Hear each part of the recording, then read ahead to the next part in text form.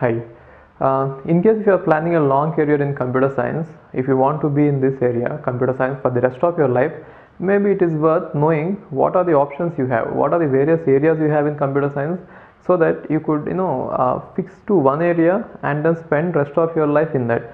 See, it so happens that once you make a decision about, some company or some area of your, without your knowledge, you might have to spend rest of your life in that area. Therefore, it is better that you know about the areas first and maybe try to find out your interest in that and try to focus on. See, and one more thing, why it is important that you know this all is, very often we take some decision and we get into that field. After few years, maybe after 10 years, after 5-10 years, we find out that it is not really what we wanted, right? Therefore, it is always better that you find out whether it is all worth putting your time and effort learning it, so that later you will not feel that, oh, I shouldn't have done that. So in order to say this, you should know what are the areas in computer science, and then maybe you should see whether your skills and your expertise you have gained till now is actually suitable to be in that area. Can you really become a master in that area? Okay, so let me show what are the areas in computer science we have. One is theory. So this is called theoretical computer science. So theoretical computer science will contain these subjects like this: algorithms, data structures, graph theory, group theory, the discrete mathematics, right? Group theory, and then there is game theory. Game theory, I cannot say that it is completely a theory oriented, but then yes, we could put it there. And likewise, all these subjects will fall there. Maybe theory of computation, right? So all these subjects will fall there, these subjects. Now, what should you be knowing in order to get into this area is, you should be really good with mathematics, especially mathematics and proofs and analysis of algorithms, all this. So if you are very good with theory, and if you want to spend rest of your life in this, and if it is your passion, if you basically like it, then go into it. And even if you have not learned anything yet in this area, it is very easy to start from now, and maybe in 2-3 years you could reach a stage where you understand everything. At least you can start your research in 2-3 years if you don't know anything yet. So but if you have prepared already for GATE, and if you are good with all these subjects at the GATE level, and very good, you are definitely ready to start your research in this. Now what is the future if you get into this area is you could become an academician, or you could become a researcher in research labs like IBM, IRL, Google Labs, Dell Labs, Bell Labs, right? So in the labs, you could become a researcher, or you could get into academics and become a professor, right? So best chances are that you could become an academician, a professor in well-known college, right? So that is a peaceful life, right? Yes, and moreover, the packages are good for professors, and life will be peaceful. And the next area is systems. So systems is all about the software which runs close to the hardware. If you have the hardware, the CPU, how are you going to write the code so that this machine will work, so that it will provide the service to the users, right? So whatever directly interacts with the hardware are generally called system subjects, right? So you know that operating system is here. Operating systems, compiler design, computer networks, and CO, architecture and computer organization and architecture, right? And you can put all these subjects here. These are all systems, distributed systems, right? All the system courses. And this is the next area in computer science. Coming to the system courses, what I could tell you is, if you are very good with coding, you should be really good with coding. Don't say that if you have written this sorting algorithm and searching algorithm in your life, and you haven't written or read more than 500 lines of code, don't say that you are good with coding. It requires really lot of coding. If you have already contributed to open source, and if you are good with writing the patches, and if you understand, if you could read and write code, it is better that you get into it. I feel that if you have to learn coding, it will take at least 6 months of dedicated effort. 6 months of dedicated effort at least from now on. If you have never written anything more bigger than a sorting searching program, it will take from now on at least 6 months. Think about it. that to dedicated effort, not with you cannot do this once you join the masters or if you are already busy with other work, because you have already more things to do and you cannot focus on this, right? So if you want to get into this area, get into the open source projects, try to do open source coding, no other way. But the problem in this area is research in systems is really tougher compared to the research in theory. Even theory also, research is not very easy, but then research in systems is tougher in the sense, if you look at this area of operating systems or DBMS like this, all these system courses have been there for a long time, and most of the problems which are comparatively easy to solve have already been solved, and the existing problems are actually tough to solve, right? So there are lots of researchers working on this, and if there is any problem which is easier to solve, they would have already killed it many times, right? So it is very difficult to pursue a research career in this in less time. Recently what is happening is, if you join any good college like IISc, IITs, and if you would like to take a PhD from this course, I'm not saying that you want to go for PhD. In case if you are looking for it, it is taking nearly 9 years, 10 years. I have seen people doing it for 10 years, but still they are not able to get their PhDs. It is really tough getting a PhD in this. And what is the other things that you could expect, that you could get out of this area is, one thing is you could become a software engineer, right? With coding and the system courses, there are many companies which are willing to take, like Google, Microsoft, all this, but then you will become a software engineer or software developer. Development is easy in this area, right? And then the next one is, but then let me warn you, if you are not good at coding, don't look at this area. And many people think that they see these operating systems in the BTech level, and they will think that the operating system is at the same level in masters also, and they will go and take either MSc or PhD, or they try to take a MTech project in operating systems. But it is very, very different in the sense, in BTech what we teach is just the theory, but in MTech you are supposed to implement the code, and when you are supposed to implement the code, you should be really, really good with coding. And now if you are not good with coding, just to learn it is going to take some time, and when are you going to see the research papers, right? So it is going to be difficult if you are not good with coding. If you are not good with coding, and if you don't want to get into coding in your life, then don't get into this area, stay away, okay? And yes, best chances are that you will become, here you will become academician or a researcher, right? And here you will become a software developer if you get into this area. And what about the packages? Yes, here also you have good packages, and here also you have good packages, nothing like that. So comparatively, if you are looking at the money wise, both the areas are better. In fact, systems area is better compared to theory, because academics, right? How much academicians and teachers like me will learn. Okay, next one is, let us say the other one is intelligent systems. So intelligent systems means, now we have the hardware and we have the platform ready, which means hardware, along with this we have the software. Now using these two, we want to make a system act as if it is a human being, right? So I'll just tell you what is the importance of this area. Let us say you are buying a Coca-Cola bottle. Let's say its cost is 10 rupees. I don't know what its cost is. Let us assume that its cost is 10 rupees. Long back, I don't know what its cost is now. So 10 rupees. But then what do you think is the actual cost that what do you think that the cost of the bottle is, along with the water, that sugar water, and the bottle put together? It is simply only 30 paisa.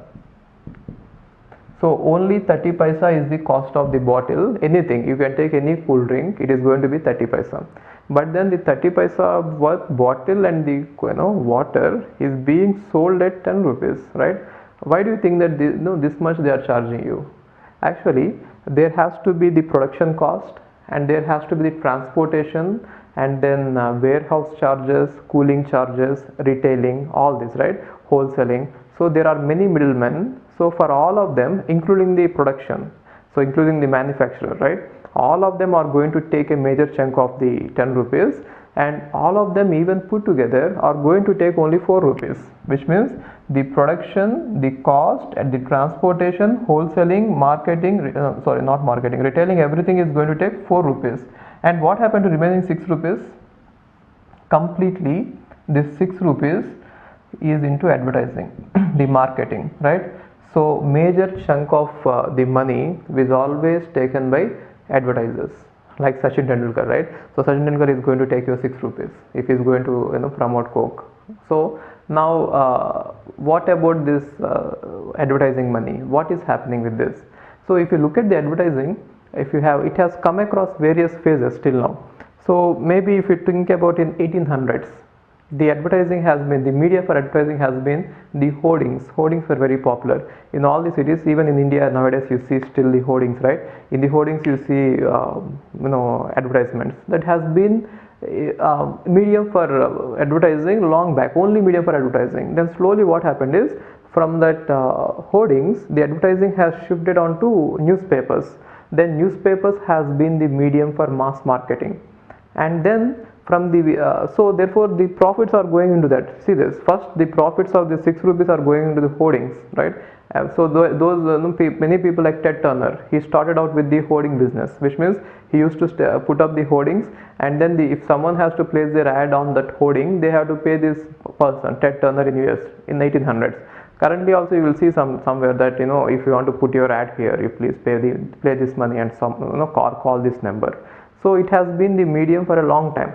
And later what happened is, this movie moved in, this money moved into this newspapers, which means newspaper has been the medium. And later in 19th century it has moved into the television. So television has been a prominent medium in advertising, right? And now from television the medium is completely moving on to the internet. If you look at how internet has grew up, now if you can estimate that, it is estimated that nearly half of the world's population is online, which means they go on to the web browsing at least once a day, half of the population. And 1/6 of the world is now on Facebook. 1 out of every 6 people are having accounts in Facebook. Therefore what you could think about it is, till now the time has been spent by all the software companies or computer industry in general to get the people onto the social sites, or to get the people browse the websites. Now everyone is there on the websites. Therefore the next big medium for mass marketing is internet, right? So now this 6 rupees is definitely going into the internet. The marketing is going to play a key role, internet marketing, right?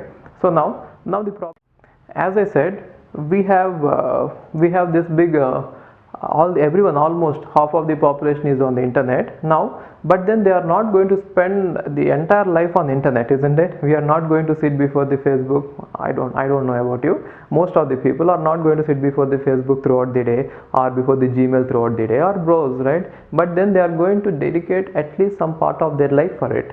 At least 1 hour. 1 hour of their time they are going to spend checking their emails or looking at the Facebook. Now whenever they are giving you that window of opportunity, you should target them exactly with the appropriate ads. You should not show them irrelevant ads, otherwise they will not click on this, or they will not look at your ad. Now it is a problem then, right? See, if it is if you are a student, right, we should not show you matrimonial ads. You will not be interested in this, right? Or if you are a student, what will be better ad for you is maybe study in Canada, study in US, or maybe prepare for GATE, like that. If I show you that ad, then it will be relevant for you and you will be clicking on this, isn't it? Now if you are let us say an employee, which means if you passed out and if you took a job, then the relevant ad for you will be matrimonial ads. Maybe you might be trying to get married, therefore matrimonial really makes sense. Let us say if you are already married, then the relevant ads will be maybe house loan, car loan, or schools for your kids, right? Therefore depending on who you are, we are supposed to show you the ads appropriately so that you'll click on them. Now the problem is, how can we identify who you are? Now half of the population is in the world, therefore everyone has to be personalized. Every detail about everyone has to be known. What are their needs? What do they want? What are they looking for? How can you identify that? Then how many people should you employ in your company, so that you can find out about every person in the world, that he is a student from India and he is looking for GATE coaching, or he is a student from here, he is looking for this, or he is an employee in US and he is looking for this. We cannot do that manually, right? For that we need intelligent systems. For that we need the software or the algorithms. Mainly I am saying that this is not the only area. There are various other applications, but then this is the main area which is going to take off like anything. This is the biggest area you could think of, biggest application, which means we want the algorithms and the software so that they could identify who you are exactly, and once we identify them, we are going to cluster the people like this. All the students in India who are preparing for GATE, all the students in India who are preparing for MS, all the students in US who are all the employees in US who wants matrimonial, right? So once we cluster them, then we could target them exactly, right? So that is why this area is going to be very important in that applications. Therefore, this area is not actually pure computer science. It is interdisciplinary, right? So I'll tell you what are the subjects in this area, and I'll tell you what is the future in this. See, data mining, web mining, pattern recognition, artificial intelligence, right? So on. All these subjects will fall here, and all these subjects are actually not pure computer science subjects. That is why you don't see them in BTech, most of them in BTech. You might see 1 or 2 subjects in BTech, that too in the final year as electives, because they are not pure computer science. Computer science doesn't have anything to do with this. So these areas are now applied to computer science to solve our problem. See, when are these things mainly going to be useful is, as I said, in the ad, whenever you want to target the ads, and maybe image processing, right, or facial recognition, all this. So everything is going to be this. Now this is, I think, the next biggest area in computer science. So next, why am I calling it next biggest area is, see this, the market, the entire, according to me, I think the the advertising medium is going to shift. In future, I don't think that television will play a very big role. I mean, I cannot say that actually, because I have seen these hoardings getting disappeared, and in some of the countries, government banned the hoardings now because they might fall down whenever there is a storm, right?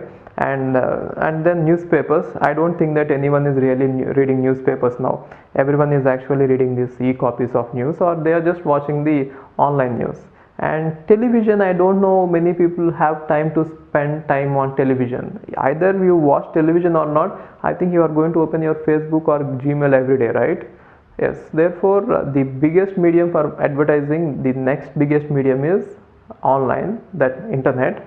And now if you look into this area, it is going to take major chunk of the profits from every company just for advertising, right? If you look at Google is providing you Gmail for free. Is Google doing the social service? No. Why?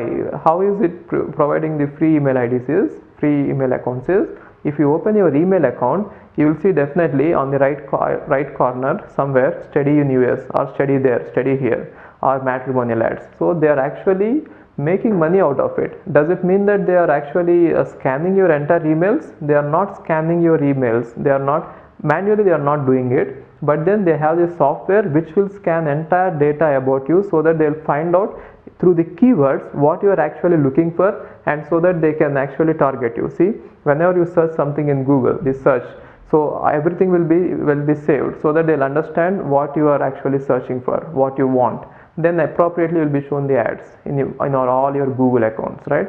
So just understand this, the future is going to be online, internet, and therefore you have to learn this subject so that you can design better algorithms which could either cluster or target the audience. And if you look at major companies like Amazon, Google, Microsoft, Bing, all these companies are actually focusing on this area, right? So this area has the highest paid jobs in India or in the world.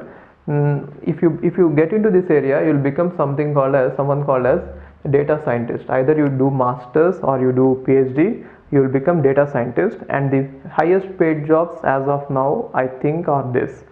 Amazon is paying nearly 40 lakhs, Google is paying 40 lakhs for data scientists. You need to do only the masters.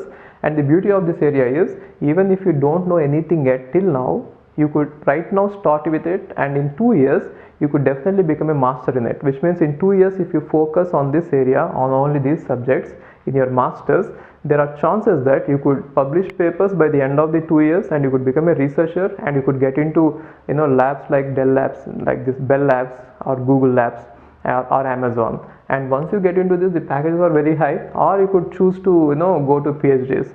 And one more interesting thing is, this area doesn't really require a lot of coding. The algorithms will not be too huge. You need not implement the operating system. You have to just use the operating system and just write the application programs, and the programming is not too heavy, and you could really do that programming in 1 month or so. I mean, the programming required could be easily learned, and most of you know that programming, that sorting searching kind of it. It doesn't take a lot of, and even if you are not a genius, if you're not a brilliant, if you are an average student, if you start from now on, or from the first day you join your masters, by the end of it you will become a master in it really. And this area is really worth looking at. My suggestion is, don't get into theory or don't get into systems. If you have a chance, get into this. And in India there are very good institutes for this, and IISc is the top institute, not just in India, in the world. It stands at a very high level in this area. There are lots of researchers working in this. And then one more area in this computer science is application development. So this is nothing but how do you develop the apps. So one good thing is, if you have an idea and if you could write an app for it, and if you are lucky, and if you charge $1 per download, and overnight if there are million downloads, you'll become a millionaire, right? That is how many kids are becoming millionaires these days, isn't it? So if you have an idea and if you could implement an app, but then to do this, I don't think that you should really go to IITs or IISc just to learn app development. You could learn it anywhere. So the subjects required is like Java technologies, J2EE, JSP, all these Java technologies, and then .NET. So these technologies, all I'm putting it here, and software engineering, web technologies, all this. So this area, I don't recommend that you get into this area in masters, because when you are doing masters, it is an opportunity to learn something which you cannot learn outside, and that is really not true, because you could nowadays learn everything anywhere, right? But then the focus, you could focus on some area and you could become really a master in while doing your masters, right? So these three areas you spend a lot of time on it, and this one you could learn as a hobby, and you can learn it anywhere. There are various coaching institutes and there are various online tutorials available for this. It doesn't really take a lot of time. Yes, I mean, it will take some time, but then you need not you need not be an expert to start with. You can start with as a amateur, and maybe by the end of in 1 or 2 years you could learn it. But then the key for app development is not programming, it is the idea. If you have an idea, and maybe if you think that you could make money out of it, then spend some time, learn about implementation, or hire someone and implement it, and you just sell it, right? So anyway, this is not what I really recommend. If you are into this area, again you will become a software engineer. So I really suggest that you get into this area of intelligent systems. Okay. And one more thing, there is a new area called as cloud computing. It is not new, it has been there for a long time. Cloud computing is again the next big thing. So in some other video I'll talk about cloud computing. It is completely a different thing, where we are going to combine all these things and put it into one concept. Okay.